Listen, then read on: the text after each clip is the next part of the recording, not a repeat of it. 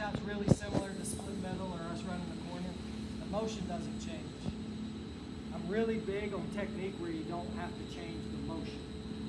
New motion's what takes time. Changing my hand position or grabbing my hand higher or lower, that just takes a few weeks. Motion, that can take a year to learn how to have a different motion in the shot. So I want to keep everything the same. That outside foot stepping up, shifting weight to far leg. Whether it's shin wizard, I'm trying to run the corner, or I'm trying to bait into my cutback, and all the same. Okay, so we're doing a pretty decent job getting to our feet. Let's look at the finish now. One thing that everybody needs to do, guys, you cannot slide in front of this, shin wizard. Actually, I'll give it a break a little bit. I've been working it today. You do have a pretty good shooter. So he turns down. Guys, you cannot circle out front too much. The one thing that I'm going to be like stay away from while I'm in the room, stepping over shin wizard. There's some ways to make this work, but they're kind of tricky. Meaning, it's not going to be higher percentage. I got to fool him into thinking I'm doing something else.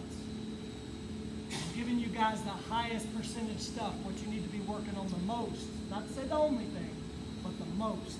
Stepping over this wizard takes my head and shoulder position away. I've got to be looking at limp arm or lay back finishes a little bit more, which starts to get to be more complex. Stepping over the wizard is going to hurt you a good bit. Step under the wizard. Keep the weight shifted. As I come up to my feet, go back down. There's a time I want to attack this guy. I had some questions about, Coach, can I cradle? Absolutely. Absolutely. That's going to be there. And there'll be times we force the cradle. We might do it here. We'll see. I want to get to my finish. Go ahead and start wrestling with me. Now, as he's transitioning from the mat to his feet. So here's the timing. I'm watching this hand. His hand comes up. My foot steps almost to where his hand was. That's kind of like I start my D-slide motion. Now all I need to do is create some space. It's going to create similar pressure on my cutback, but I have to get rid of this leg.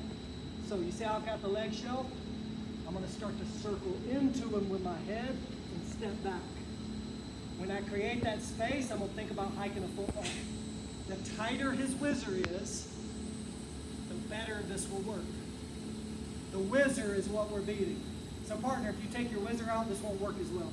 You'll get his foot to the middle, but we won't finish it. I'm stepping in front, clearing the shelf, hiking the football. Most of us have played football out in the yard somewhere, and you know to hike it to the guy. That's literally what I'm doing. Pinching with my wrist, hiking in between. Come back up. Here's the tricky part. As he falls, what's pointed to the ceiling?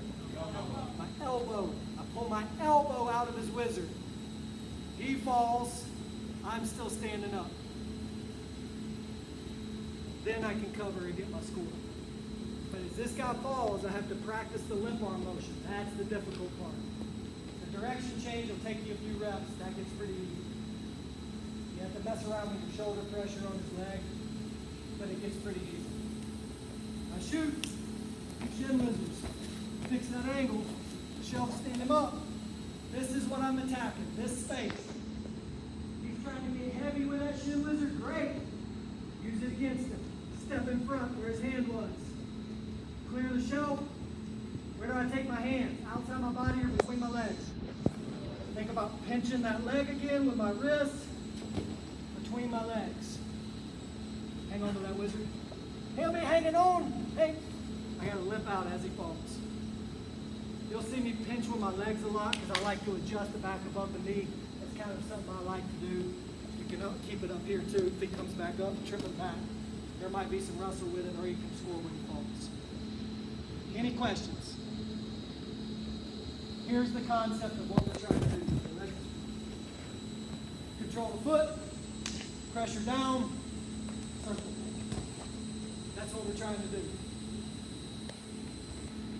Controlling the foot with my arms, with my shelf. My shoulder is the pressure down. Forward, step up, and get to your left arm. Any questions? What do you think you should do if it doesn't work the first time? You don't quit? No. Do it again. do it again, do it again. Then if it doesn't work after like 2, he's probably shortened his whizzer up and we'll look to our next one. Got it? Start on the mat, work up to your feet, run the pipe, that move out. What do you guys call that? Dump, called dumped a lot. C-step. I've heard it called so many different things. But you got the concept of where we're going with it? Why does this finish work? It's one of the main things that I see messed up. What are we trying to be?